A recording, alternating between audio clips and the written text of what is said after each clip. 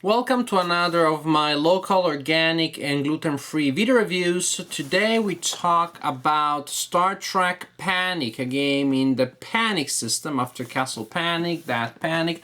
I don't know if there are other games in that system. By the way, I haven't played those. This is my first Panic game, so I cannot compare. But if you know those games, by watching the main segment of my video, you'll be able to see similarities and differences. So, Panic game that is a cooperative, also soloable game with a Star Trek theme. And which Star Trek? TOS, the only Star Trek, that is the original Star Trek, Kirk, Spock, Bones, and so on and so forth. To me, that is really the only Star Trek that matters. Oh, and that also includes a recent reboot that not many people like, but I did. I think it's a great way of reinventing the old stuff. So the original Star Trek and the reboot of that, to me, is a Star Trek that matters. So it is a Star Trek that I really, really like. And this game is set in that version of the Star Trek universe, so I'm very happy. And this, again, that really tries to capture the spirit of the early TV show, with this idea of simply the Enterprise going around the universe performing crazy missions that will come at you in unexpected sequences. You do not know what you're going to be forced to face next, while everybody's shooting at you, while all sorts of challenges or attacking you from all directions. Definitely it captures the spirit of the TV show, I can tell you that already. And it does this, as I said, in a way that makes the game cooperative and soloable, which is really, again, something that to me captures the spirit of the original game. It has to be cooperative. It is about the members of the crew of the Enterprise working together to overcome adversities. Let's see how Star Trek Panic achieves that. The game is played on this nice looking mounted board, represents a sector of space. It is divided in areas which are organized in 6 bands, and they're numbered with number from 1 to 6. And these are the areas that the enemies will use to approach the Enterprise. At the center of the board, you have one of the most amazing game pieces I've ever seen in any game that I own. This model of the Enterprise, which is made of cardboard, 3-dimensional model on cardboard with these 6 shields here. Truly amazing. It looks good and it's super fun to use. And there's only one thing that could make it better, and that would be equally impressive components to represent the damage that the ship takes. So you have these pieces of cardboard here that you place on the ship to represent areas of the hull that have been destroyed. Like in this case, other tokens that are similar that you use to represent areas of the hull that have been damaged. You also have tokens to represent damage to the shields, and you attach it to the shield to represent that. Really fun stuff. The idea is that you have 6 shields and each can take 2 points of damage. The first damage places a damage counter on it. The second damage the shield removes the shield itself. As for the hull, it is divided in 6 areas. Think of this as 1 area, 2 areas, so when you get damage from the rear, you get these 2 areas damaged. And then this part of the hull is divided in 4, imagine of it as divided in 4 sections. This is probably easier to visualize that way. 1, 2, think of these 2 parts as sort of like the flanks, and 3 and 4, these 2 as the 2 front sides. And again, each part of the hull, just like the shields, can take 2 hits. The first hit places a damage counter there, and the second hit places a destroy marker on it. Pretty impressive, isn't it? I really liked the effects, the visual effect that these counters create. Suffice to say, if all the parts of the hull of the ship are destroyed, you lose the game. That should be pretty intuitive. Also, when 3 or more sections of the hull are destroyed, the ship cannot maneuver, but we'll talk about maneuvering in a little bit. Each player in the game receives a character card indicating the character that they control, and each character has a special ability, really neat, so you can You have a lot of replay value as you experiment with different crews and assign different characters to different people.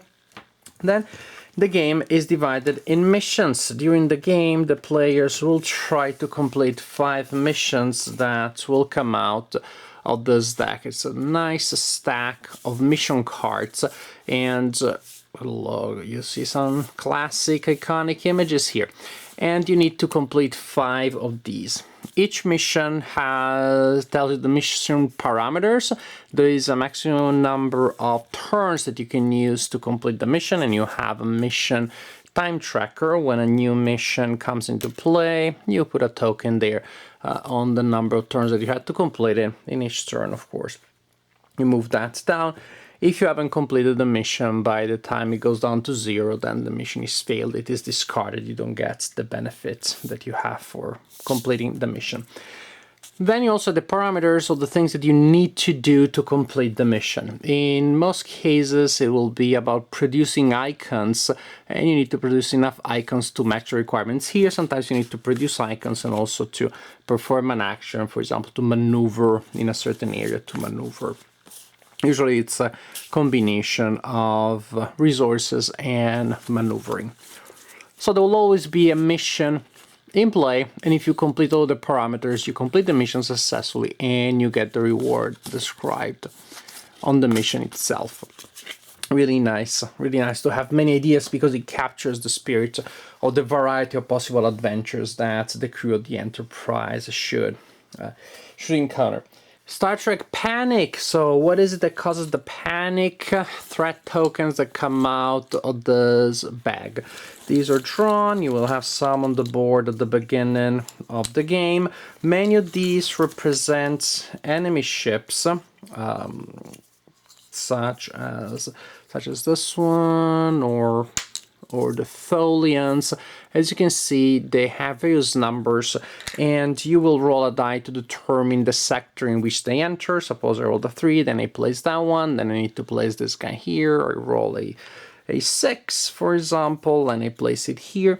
As you can see, there are various numbers on the counter. The number that is facing the Enterprise is the current number. That indicates the number of health points, hull points, call them whatever you want. It is that quantity, that value that when it is reduced to 0 indicates the destruction of the threat and the removal of the threat from the board. So you're trying to hit the opponent and reduce their health until they get down to 0. Some of the threats simply you resolve them by performing the actions described in the text. You follow the instructions on the text, and that's it. You have some enemy ships that have a cloaking device, as indicated by this edge here.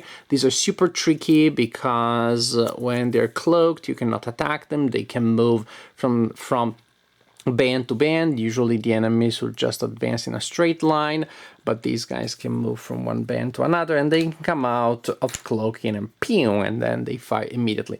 Really nasty, really tricky. Finally, a super important element of the game, cards. These are the cards that are assigned to the players, and players will use to perform actions. Now, how is a turn structured? At the beginning of a turn, the active player draws up to their regular number of cards, to their full hand size. Then, if there isn't an active mission, because the players completed a mission the previous turn, a new one is drawn and becomes the active mission, then players can trade one card. Well, the active player can trade one card with another player. So you simply, ask them what you have. Usually, since it's a cooperative game, you can simply play with all the cards face up on the table, but in some groups that causes the alpha player problem. There's some players that simply look at everybody's cards and they start bossing people around, telling them what to do, and it's coming up with the best possible strategy for everybody, which may even be the best possible strategy for the group, but it deprives the experience of fun for many players. So sometimes in games of this type, players will keep their hand of cards secret. So either everybody is looking at everybody's cards, or you're discussing and telling people more or less what you have, but this is the moment in the turn when the active player may trade a card with an opponent, with another player in the team. Then finally, the active player gets to perform actions. So the active player will play cards and will resolve actions depending on the card that was used. Cards, some cards have icons, and those cards can be committed to a mission to fulfill the requirements. So I can use this card and play it here, and simply, well, that now counts as a red icon towards the completion of that mission. And I can do that with other cards too if I have them. So there is this aspect here of committing resources, ignoring everything else that the card can do. Otherwise, well, you play the card for what it says. You can use cards to fire against the opponents, and the opponents that are the enemies on the board will be hit if they are in the areas outlined, emphasized in the card itself. So, for example, if this is the situation, I could hit my opponent. My opponent is visible in there by playing this card. Boom, and I inflict a hit on that opponent, because I'm using the phasers and they only inflict one damage on the enemy. And you have various types of weapons indicated by different cards. This one faces in all directions, this one is long range on the sides, and so on and so forth. And this is why it's so important to trade cards. Here you have the multi-range front Photon Torpedo, super nasty, inflicts 2 points of damage. Really neat stuff. Also, there are the cards that simply will give you different advantages based on the text. You resolve the text and that's it. Tritanium and Dilithium, they're important because allow you to repair a damaged shield, or if you play it in combination with Tritanium, to rebuild a destroyed hull or shield. And here we have the same idea, repair one damaged hull or play with Dilithium to rebuild a destroyed hull or shield. So, very powerful cards individually, even more powerful if you combine them, and also vital to rebuild the stuff that these annoying enemies keep destroying on your ship.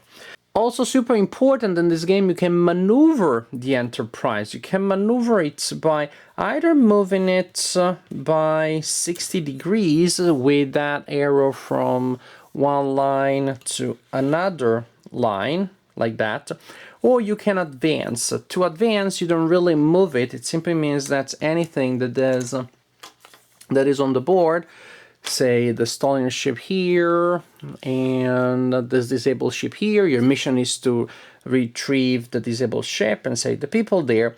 If you decide to advance, simply everything that is in the two bands right in front of the Enterprise is moved closer to the Enterprise. So it simulates the relative change of distance as you advance in this direction. So either you turn by 60 degrees or you advance.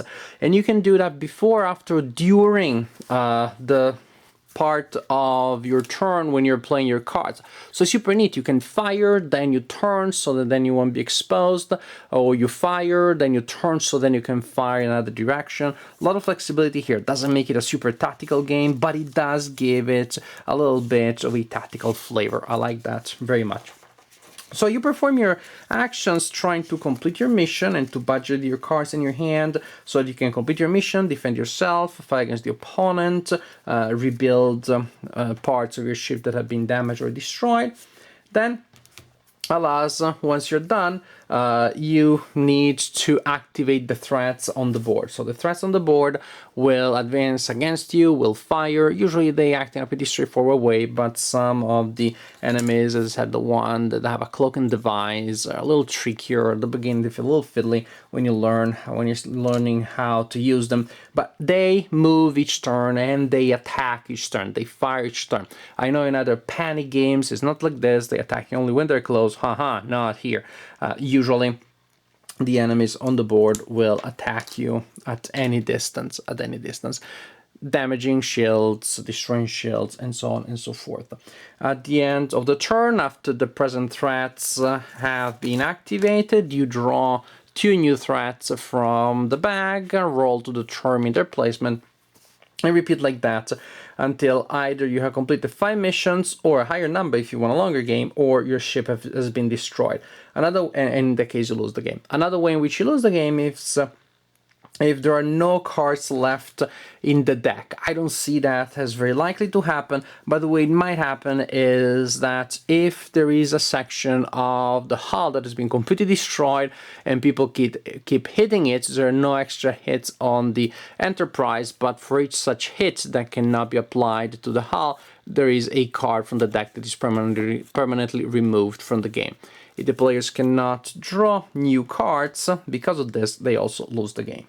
This is a really fun game. I liked it a lot. It is a family game, it is a light game, you can play it with non-strong gamers, and I got that sense because I never play Castle Panic, but sometimes I go to the house of some friends that are not gamers, and I see the usual Monopoly and the usual casual games, and I see Castle Panic, then I'm like, that's interesting, because Castle Panic I know is respected among gamers, so it seems to be a very amphibious game that can travel in different lands and waters that can be played by non-gamers and gamers. And I can definitely see how this is in fact a game that would appeal to non-regular board gamers, those that just pull a game out of the shelf once or twice a year, and regular board gamers. There is enough to please the regular board gamers, but not too much to overwhelm the non-regular board gamers. And there is a familiar theme, there's a familiar atmosphere, which is captured very well. Speaking about captures, yes, you've seen the art, that's screen capture, not for everybody. I'm personally usually not a big fan of screen capture, and here in some of the cards you can see that the quality of the image is not that great because they blew up a part of an original picture to turn it into a detail to place on the card, and then the image doesn't look so good. In other cases, actually, the portraits of the crew members, for example, are really nice. They're screen captured, they are pictures, but they look not like screen captured, but like pictures from the set, like promotional pictures. So actually, they are pretty effective. They're much better than your average screen capture art. I enjoyed it more than, for example, the screen capture art for Star Trek Frontiers that I reviewed a couple of weeks ago. Art aside, this is a game that really captures the spirit of the original TV show. You have these crazy missions. I like the variety that comes from the fact that the missions come out in a different order. You have different objectives. They require different approaches, and you have a huge replay value there due to the fact that you will most likely not use all the missions in all games. Variety and predictability due to the random threats that come out of the board. Variety and predictability due to the hands of cards that the players have that will be received by the players in different order. So a lot of these random elements that you cannot predict and you have to deal with, you have definitely a sense of tactical decisions as you're reacting constantly to a situation that changes all the time. And again, that change that captures the spirit of the original TV show, where you have no idea where the story would go, where you have no idea of the crazy things that the crew would encounter on some planets or in different places. This being said, it is about space combat mainly. You do not have much of that. You don't have that balance that you have in the original TV show between the away missions on the planets and space combat. It is more oriented towards space combat, but you still have a lot of that in the original TV show. I really like how the cloaking devices of the Romulan fighters are portrayed, with the Romulan disappearing, maneuvering around, coming out of nowhere to hit you and then disappearing again. Really nice. So the space combat is an element of the original TV show, and it is here.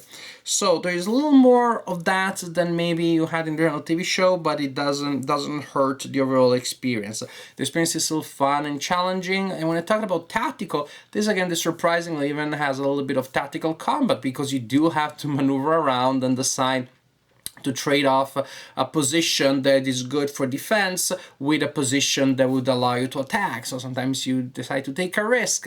Yes, I'm exposing that side that has no shields to a place where the Romulan may be next turn, but this way I get to hit somebody else. You have some interesting decisions there. As I said, the game really has the cooperative element of interaction, the fact that the characters have different abilities, and again, more replay value that you have by playing with different crews, and really you need to create synergies. The players have to work together, or there's just no way of of getting out of this. It's a fun game. To me, is what a good cooperative game could be, should be. Meaning, there is tension, there is challenge, there is theme, and there is story. These to me are things that really make a game good. Now, there are some games that have all of these things, that have more complexity, more detail, less detail. This is on the easier side of the spectrum, but it is not a negative at all. If anything, it's a plus, because it may be on the easier side, but it's not simplistic. It is approachable, but not banal, but not obvious. It is something you can play with non-regular gamers, but you as a board gamer, you will still have a lot of fun. You will have tense decisions, interesting interactions, and a very strong narrative that emerges from the way the components interact and they create a story on the board. Star Trek Panic, lots of fun, highly recommended to Star Trek fans and simply to fans of fun, intense, interactive, highly interactive cooperative games.